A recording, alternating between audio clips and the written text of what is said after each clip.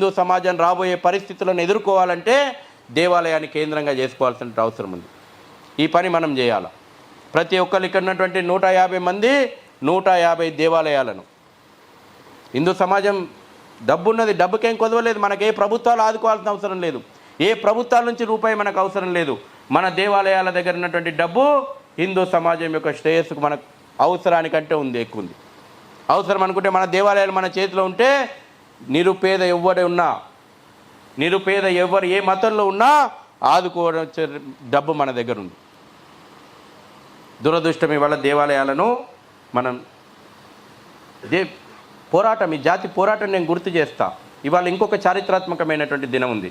18 April 1336 లోపట విజయనగర సామ్రాజ్యం పురుడు పోసుకున్నటువంటి రోజు.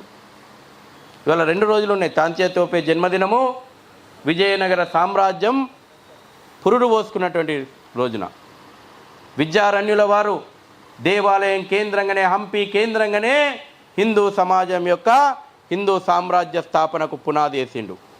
రాబోయే రోజుల్లోపల మన అఖండ భారత్ స్వప్నం సాధ్యం కావాలంటే, హిందూ రాష్ట్రం భవిష్యత్తులో కూడా ఉండాలంటే కేంద్రం ఏది కావాలా?